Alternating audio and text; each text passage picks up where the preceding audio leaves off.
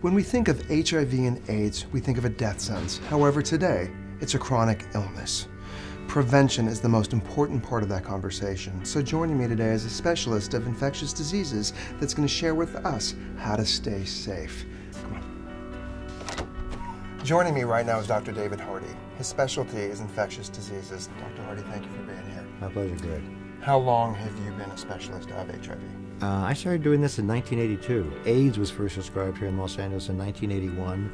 I saw my first patient in 82. Because back then it was known as the gay plague, geared specifically to the gay population. Correct. And I think the important point that would be important to get out today would be that anyone is potentially at risk for HIV infection if they have sex or if they use drugs. Not necessarily even always intravenous drugs, but just drugs that may be mind-altering, because it may not be the drugs themselves that transmit the infection, such as intravenous drugs, but it could be the way it makes people behave after they are under the influence of the drugs, to have perhaps unsafe sex.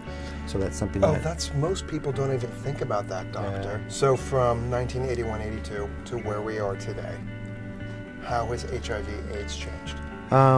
Tremendously. I mean, overall, having been a physician now for a little over 30 years, I can tell you that this is probably one of the biggest and most interesting and I think successful stories in modern medicine, that we've taken a disease that was pretty much 100% fatal when it was first discovered, and for the next 15 years after that, to making it a disease that most people who have it rarely, if ever, die from it ever anymore.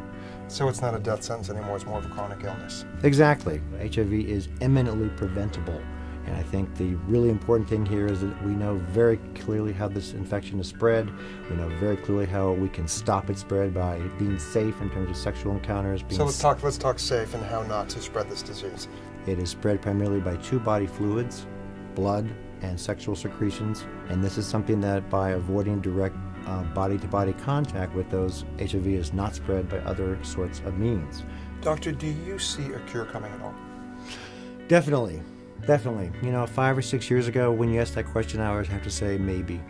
But having been doing this sort of work for almost 30 years now and being involved in laboratory research as well as clinical research, we have the technology available today to cure HIV infection.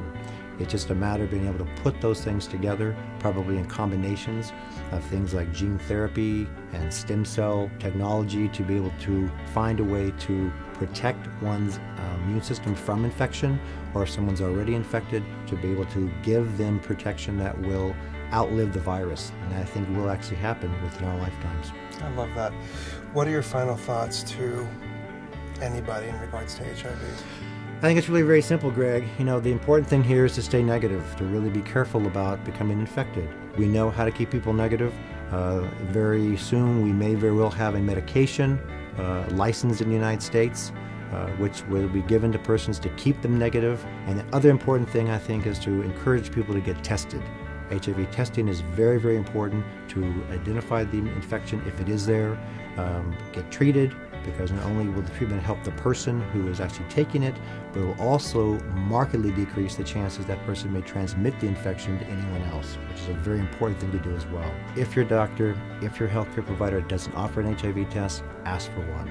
Just like you would ask to get your blood pressure checked, get your sugar checked, get your cholesterol checked. Ask for HIV test as well.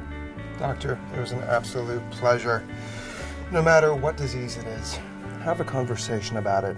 The most important thing you have is your health. So talk about it. Thank you, doctor.